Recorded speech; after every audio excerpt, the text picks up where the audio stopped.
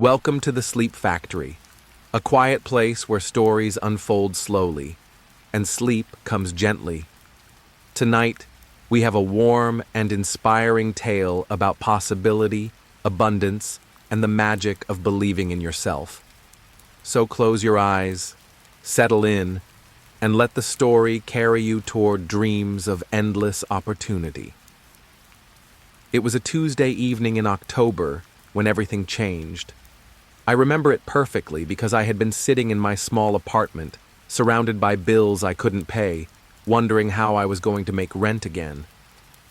The autumn rain was tapping gently against my window, creating rivulets that caught the amber glow of the streetlights below. I was nursing a cup of instant coffee, trying to make it last because it was the only thing left in my cupboard, and I had been staring at my bank account balance on my laptop screen for the past hour. Negative $47.32. I had applied for dozens of jobs that week, sent out resume after resume, and heard nothing back. My credit cards were maxed out. My car had been repossessed the month before.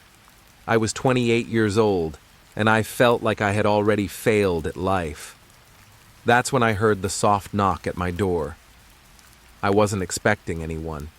My few friends knew better than to drop by unannounced, especially when I'd been so stressed about money lately. My parents lived 3 states away and thought I was doing fine. I'd been too proud to tell them the truth about my situation. But something about that knock felt different. Patient, almost familiar. 3 gentle taps, followed by a pause, then 3 more. When I opened the door, I found myself face to face with, well, myself. But not quite. This version of me was older, maybe by 15 years, with silver threads running through hair that was the same color as mine. He wore clothes that looked expensive but comfortable, a soft cashmere sweater in deep navy blue, perfectly fitted jeans, and leather shoes that had clearly been handmade. There was something in his eyes that I recognized but had never seen in my own mirror. Peace, contentment, a deep, quiet confidence that seemed to radiate from him like warmth. "Hello, David," he said, and his voice was my voice, just deeper, more settled. The rough edges of anxiety that usually colored my words were gone, replaced by a calm certainty. "We need to talk." I stared at him for a long moment, my mind trying to process what I was seeing. He looked exactly like what I might look like in 15 years if everything went perfectly. His skin had a healthy glow, as if he spent time in the sun. His posture was relaxed but confident. Even his smile was different from mine, genuine, unguarded, free from the worry lines that had become permanent fixtures around my eyes. In any other circumstance, I might have slammed the door or called for help. But there was something so gentle about his presence, so reassuring, that instead, I found myself stepping aside to let him in. "You're probably wondering if you're losing your mind," he said with a smile that was definitely mine, just softer around the edges, more practiced at expressing joy. "You're not. This is real, though I know it's hard to believe. Desperation can make us open to possibilities we might normally dismiss." He settled into my old armchair as if he'd sat in it 1,000 times before, which, I realized, he probably had. This was his past, after all. The chair creaked in the same familiar way, and he adjusted his position exactly as I always did, favoring the left armrest. "I'm you, 15 years from now," he continued, his voice carrying the warmth of someone sharing a wonderful secret. "And I'm here because you're about to give up. Tomorrow morning, you were going to call your parents and ask to move back home. You were going to abandon the dream of making something of yourself, of creating the life you've always wanted. You were going to settle for a job at your uncle's hardware store, convincing yourself that dreams are for other people. I sank onto my couch, still staring. The cushions were worn and sagging, and I suddenly felt embarrassed about the state of my apartment. But he didn't seem to notice or care. How do you know that? Because I lived it. Or rather, I almost lived it. I sat in this exact spot, on this exact couch, having these exact thoughts. I had the phone in my hand, ready to make that call. But then something extraordinary happened, and that's why I'm here. He reached into his jacket, and I noticed it was beautifully tailored, the kind of jacket I had always admired in store windows but never dreamed of owning, and pulled out a leather notebook. It was worn soft, with age and handling, the kind of patina that comes only from years of use, and it was filled with what looked like carefully handwritten notes in blue ink.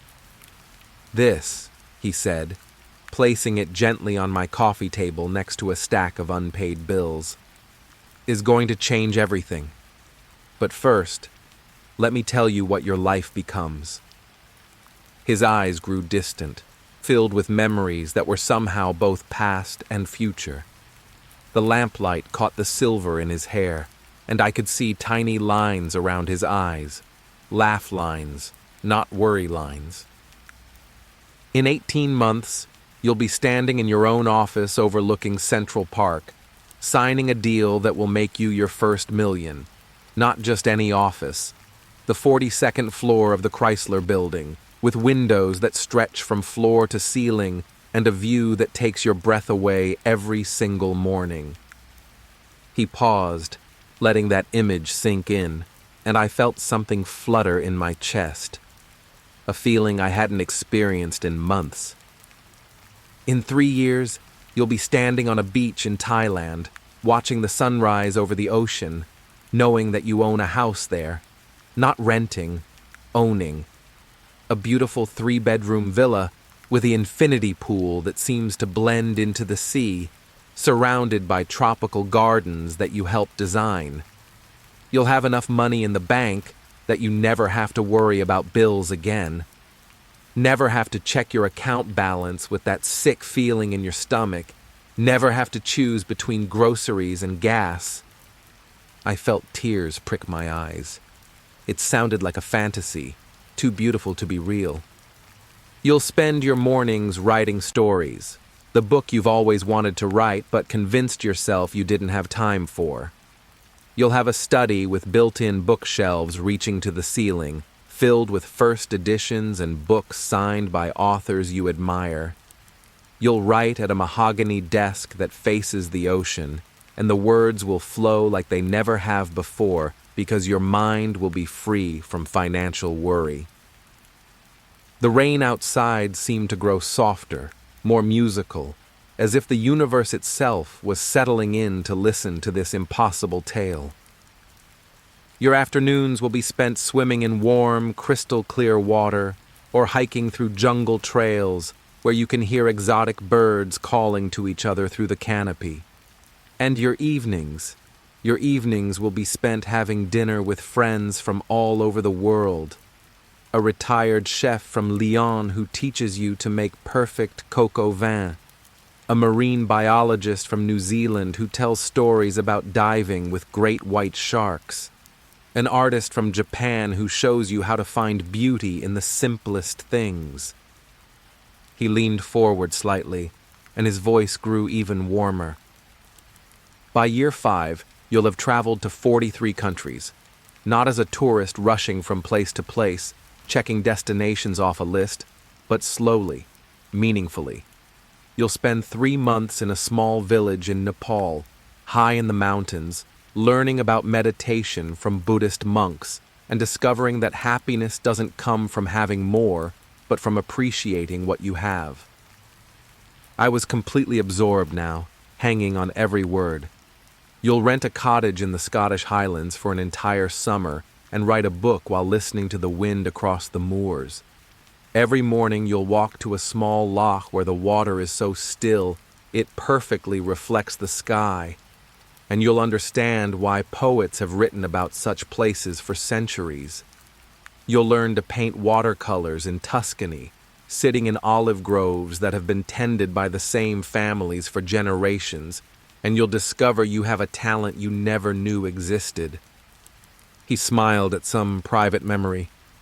You'll study authentic Thai cooking from a grandmother in Bangkok who speaks no English, communicating through gestures and laughter and the universal language of sharing food. You'll learn to tango in Buenos Aires, salsa in Havana, and waltz in Vienna, not because you have to, but because you can, because your life will be full of space for joy and discovery and growth. And the best part, my future self said, his eyes lighting up with genuine joy, is that you'll help so many people along the way. Once you have more than you need, you'll discover that giving becomes the greatest pleasure of all. You'll fund scholarships for kids who remind you of yourself, bright, ambitious, but trapped by circumstances. You'll help small businesses get started in communities that need hope, and you'll watch them flourish and create jobs for others. He pulled out his phone. It was sleek and expensive looking, unlike my cracked and ancient device, and showed me a photo. It was of a small school building with bright yellow walls and children playing in the courtyard. This is a school you'll build in Guatemala.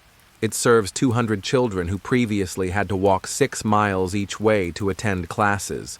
You'll visit it every year, and the children will run to greet you like your family, because you will be family in all the ways that matter. But how? I whispered, my voice hoarse with emotion. I can barely afford groceries. I can't even pay my rent. He smiled and tapped the notebook with one finger. It starts with this. Everything I learned, every opportunity I seized, every mistake I avoided, it's all written down in here. The investments that pay off, the ones to avoid, the perfect timing for each decision. But more than that, it contains the mindset shifts that made everything possible. I reached for the notebook with trembling hands. The leather was warm, as if it had been sitting in sunlight, and it felt substantial, important. When I opened it, the first thing I noticed was that the handwriting was mine, but neater, more confident than it had ever been. The letters flowed smoothly across the pages, as if written by someone who had all the time in the world. The first entry, he said softly, is about a small technology company called Neural Link Solutions. You've never heard of them. No one has yet. They're working on brain-computer interfaces, and they're about to make a breakthrough that will revolutionize how humans interact with technology. I found the entry and read it carefully. The details were incredibly specific, not just the company name, but the exact date to buy, how many shares, even which brokerage firm to use for the best execution price. Tomorrow, their stock will be trading for $3.47 a share. It's been languishing for months because investors don't understand the potential. But next Tuesday, they'll announce a breakthrough that will allow paralyzed patients to control computers with their thoughts alone. The FDA will fast-track their approval process. He pointed to a specific line in the notebook. By Christmas, that stock will be worth $42 a share. Your investment of $1,673, every penny you can scrape together, will be worth $24,000 in just 2 months. I stared at the numbers, trying to process what he was saying. $24,000 would solve every immediate problem I had and give me breathing room to think about the future. But that's just the beginning, he continued. The second opportunity comes in December. Your neighbor Mrs. Chen, you know, the quiet elderly woman next door who always smiles when she sees you in the hallway. She'll mention that her nephew is starting a food truck business. She'll say it casually, almost as a complaint about young people these days not wanting steady jobs. But you'll remember this conversation, and you'll offer to invest $2,000 of your Neuralink profits. Mrs. Chen's nephew, I said, thinking of the quiet woman who sometimes left homemade dumplings outside my door when she made too many. His name is Marcus, and he's brilliant. He's going to create a fusion cuisine that combines his grandmother's traditional Chinese recipes with Korean and Mexican influences. It sounds strange, but it works beautifully. The food truck will park outside the tech companies in Silicon Valley, and the programmers and engineers will become obsessed with his Korean Mexican dumplings and spicy noodle bowls. My future self's eyes sparkled with enthusiasm. Marcus is shy and doesn't believe in himself, but he's a genius in the kitchen. Your investment won't just give him the money he needs, it will give him the confidence to dream bigger. 3 food trucks will become 10, then 30. Within 4 years, he'll have restaurants in 12 cities, a cookbook deal, and his own cooking show on the Food Network. He pointed to another entry in the notebook. Your $2,000 investment will be worth $600,000 in 4 years. But more importantly, you'll have helped a talented young man achieve his dreams, and he'll become one of your closest friends. As he spoke, I flipped through the notebook, seeing entry after entry. Some were about investments, detailed analyses of companies, market trends, timing strategies. Others were about opportunities I could create myself, business ideas, partnerships, real estate deals. But many were about people I should meet, connections I should make, acts of kindness that would come back to me in unexpected ways. Page 23, he said, and I turned to it. The entry was titled, The Coffee Shop Angel, and dated just 3 months in the future. It described meeting a woman named Maria at a coffee shop, helping her when her car wouldn't start, and learning that she was a real estate agent struggling to sell a particular property. The entry detailed how I should offer to buy the property for cash, money I would have from my earlier investments, and how this would be the beginning of a real estate portfolio that would generate passive income for the rest of my life. But it's not just about money, my future self said, his voice growing even gentler. Look at page 47. I turned to the page and found an entry dated 3 years in the future. Today I met Sarah at the Shakespeare & Company bookstore in Paris. I was browsing the travel section, looking for inspiration for my next adventure, when I noticed a woman reading the same book I had picked up, The Art of Traveling Slowly, by Dan Kieran. She was sitting in the reading nook by the window, completely absorbed, occasionally smiling at something she read. The entry continued in detail. We started talking about how travel changes you, how it opens your heart to possibilities you never knew existed. We talked for 6 hours, moving from the bookstore to a nearby cafe, then to a walk along the Seine as the sun set. She's a photographer from New Zealand, documenting disappearing cultures around the world.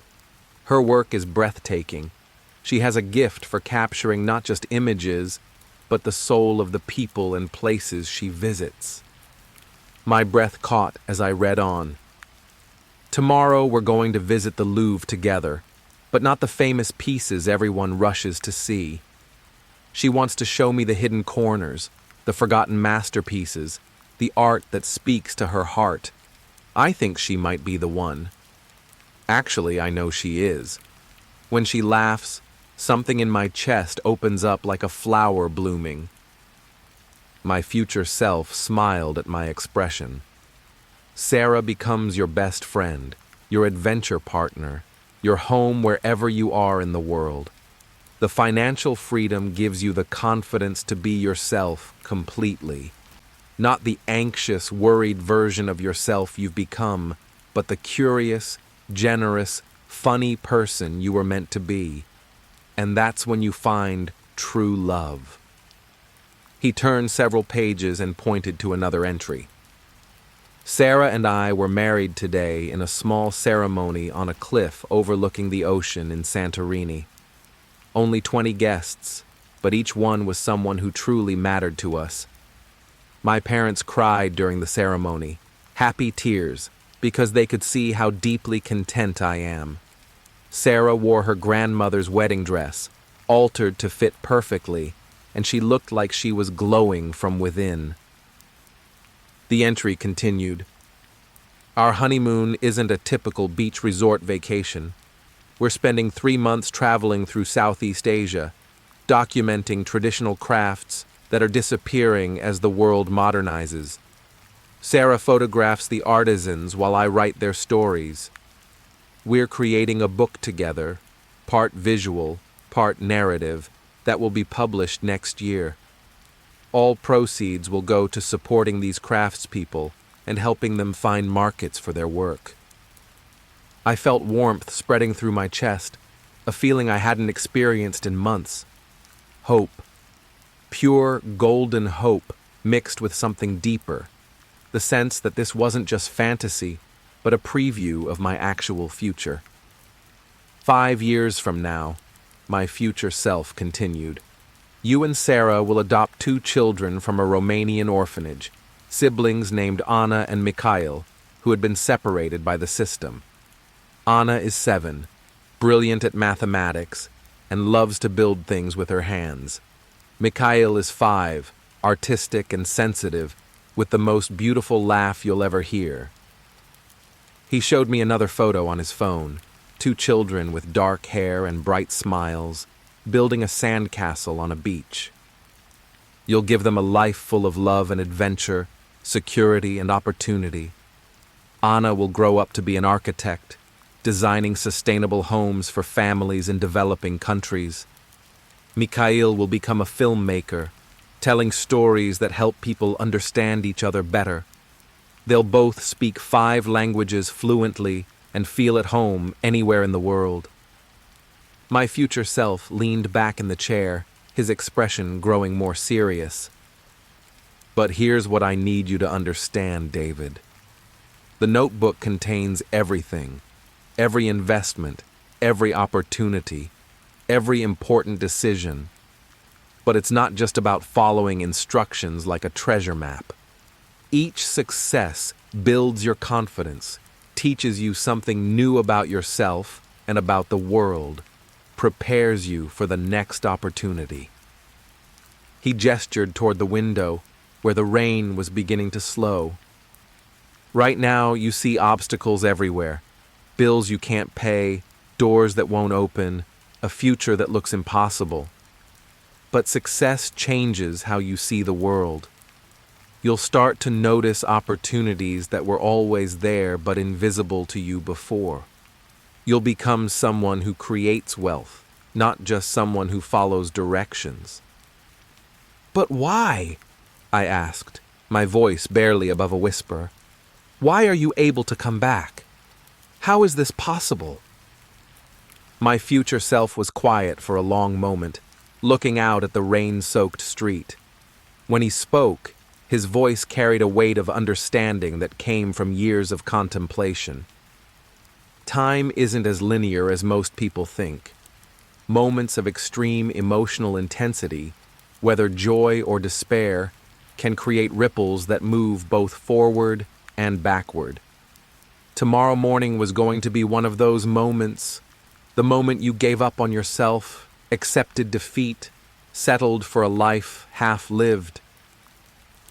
He turned back to me, his eyes serious but kind. But success creates ripples too. The happiness you'll experience, the peace you'll find, the good you'll do in the world.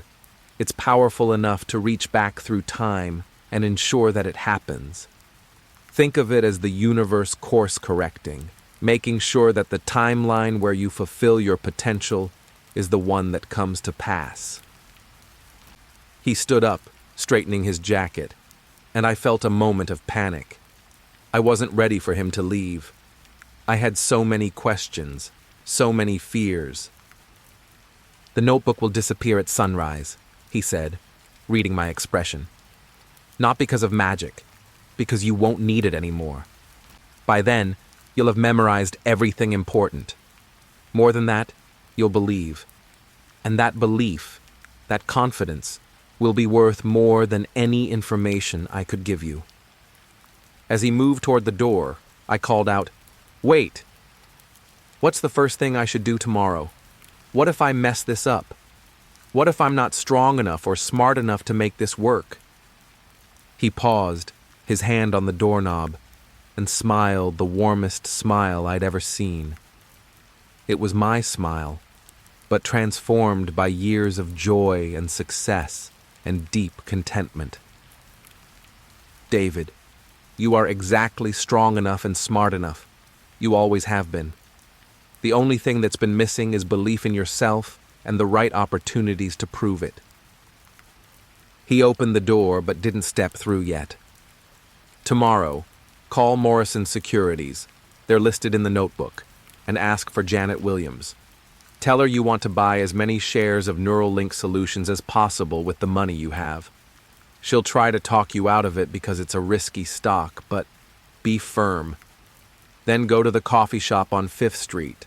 Not your usual place, the new one with the blue awning and the hand-painted sign. And then order their specialty latte. It's made with oat milk and cardamom, and it will become your favorite drink. Sit by the window facing the street. At exactly 10:30, a woman will come in looking frustrated because her laptop died right before an important video conference. She'll be wearing a gray blazer and carrying a leather briefcase that's seen better days."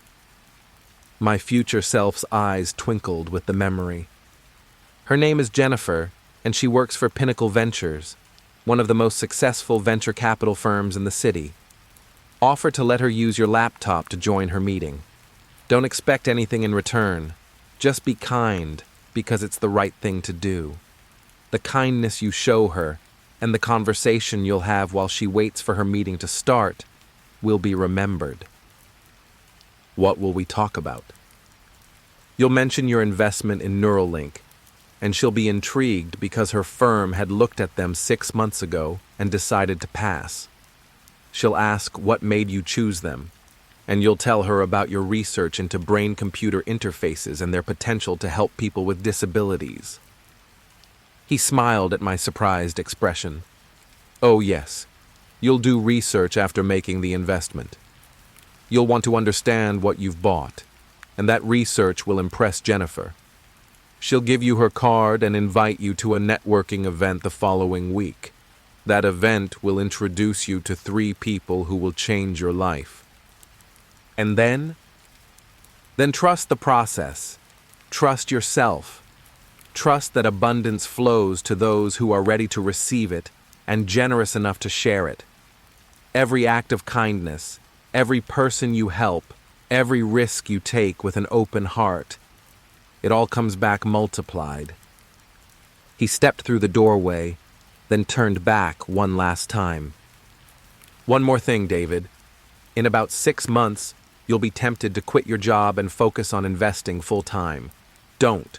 Stay for 18 months until you get the promotion to regional manager.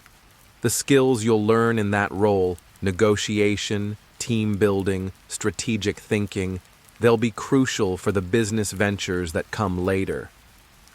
How will I know when it's time to leave? You'll know. Your boss, Mr. Henderson, will ask you to relocate to Phoenix to open a new branch. That's when you'll give your notice and start your own consulting firm. The clients will come from the network you've built through your investments and the people you've helped along the way." After he left, I sat holding the notebook until dawn, reading every page, memorizing every detail. The investments, the opportunities, the people I would meet, the places I would go, the children I would raise, the woman I would love.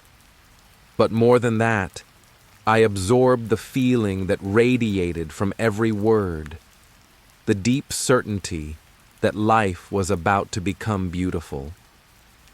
The notebook was filled with hundreds of entries, each one more detailed and specific than the last. There were investment strategies, business ideas, travel itineraries, even recipes for dishes I would learn to cook in various countries. There were birthdays to remember, phone calls to make, letters to write to people I hadn't met yet. But scattered throughout were smaller entries that touched my heart even more deeply. Remember to call Mom every Sunday. She worries about you more than she lets on, and hearing your voice each week will become the highlight of her days. Dad's arthritis will start bothering him next spring. Research the best specialists now and have the information ready when he needs it. Mrs. Chen will slip on the ice outside the building in January. Be there to help her up and insist on taking her to the hospital to get checked out. She'll be fine, but she'll never forget your kindness. True to his word, as the first rays of sunlight crept through my window, the notebook began to fade. Not dramatically, but gently, like morning mist dissolving. The leather cover became translucent, then transparent, and finally disappeared entirely. But every word remained crystal clear in my mind, as if they had been burned into my memory. That morning, I called Morrison Securities as soon as they opened and asked for Janet Williams. I'd like to invest in Neuralink Solutions, I told her. There was a pause. Sir, I have to tell you, that's a very speculative stock. They're a small company with no revenue yet. Are you sure you wouldn't prefer something more stable? I'm sure, I said, thinking of my future self's confident smile. I want to buy as many shares as I can with $1,673. That's very specific, she said. May I ask why that exact amount? It's what I have, I said simply, and I believe in their technology. After completing the transaction, 482 shares at $3.47 each, I walked to the coffee shop with the blue awning. The morning was crisp and clear after the rain, and I felt more energetic than I had in months. The specialty latte was indeed delicious, with subtle spices that warmed me from the inside out. At exactly 10:30, Jennifer arrived. She was just as my future self had described, professional but frazzled, carrying a briefcase that had clearly seen years of use. When her laptop screen went black and refused to respond to any of her attempts to revive it, I could see the panic in her eyes. "Excuse me," I said, approaching her table. "I couldn't help but notice you're having computer troubles. Would you like to use mine? I'm not doing anything urgent." Her relief was immediate and genuine. "Oh my God. Yes, thank you so much. I have a video conference in 5 minutes with our biggest client, and if I miss it—" "No problem at all," I said, opening my laptop and logging her into the coffee shop's Wi-Fi. While she conducted her meeting, we chatted quietly during the breaks. She was impressed when I mentioned my Neuralink investment, and even more impressed by my understanding of the technology behind it. By the time her meeting ended, we had exchanged business cards, and she had invited me to a networking event the following Thursday. That networking event changed everything. I met David Park, a former Google engineer who was starting an AI company and needed investors who understood the technology. I met Lisa Rodriguez, a real estate developer who was looking for partners on a revolutionary affordable housing project. And I met Thomas Wright, a patent attorney who would become crucial to my later business ventures. Within a week, Neuralink announced their breakthrough. The stock price soared to $47 per share, even higher than my future self had predicted. My $1,673 investment was suddenly worth $22,654. But more importantly, I felt different, confident, like someone who made good decisions and had valuable insights. That confidence led to better opportunities, which led to more success, which led to even greater confidence. By December, when Mrs. Chen mentioned her nephew's food truck idea, I didn't hesitate to offer to invest.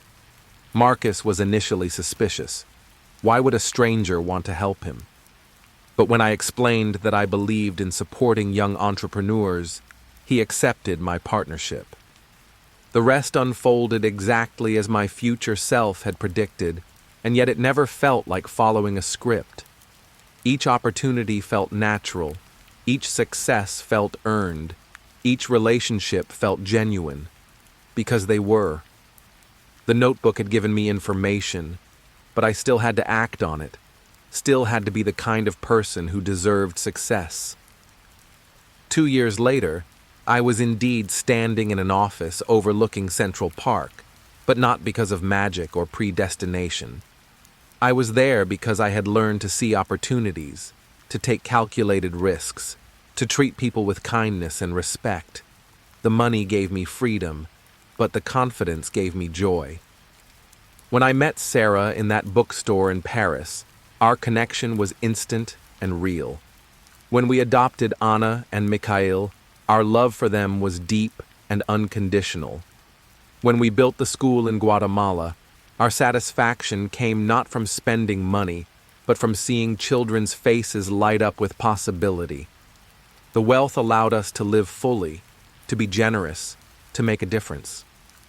But the real gift my future self had given me wasn't information about investments or opportunities. It was the knowledge that I was worthy of abundance, capable of success, and meant for a life of purpose and joy. Now, 15 years later, as I sit in my study overlooking the Andaman Sea, writing this story while Anna practices violin in the next room and Mikhail paints watercolors in the garden, I understand something my younger self couldn't have grasped.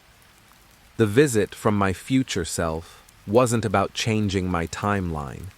It was about revealing the timeline that had always been possible, the life that had always been waiting for me to claim it. All I needed was the courage to believe in it and the wisdom to share it. Tonight, as you drift off to sleep, imagine your own future self sitting peacefully in a place of abundance, surrounded by love, filled with purpose, looking back with gratitude at this very moment. The moment you chose to believe that your dreams are not just possible, but inevitable. Because they are. Your future self is already living them, already grateful for this moment when you decided to trust in the magic of possibility. Sweet dreams, and may you wake to a world full of golden opportunities. Thank you for spending this time with us. If this story brought you comfort or helped you drift off, we'd love for you to like and subscribe to The Sleep Factory. Sweet dreams, and we'll see you again soon.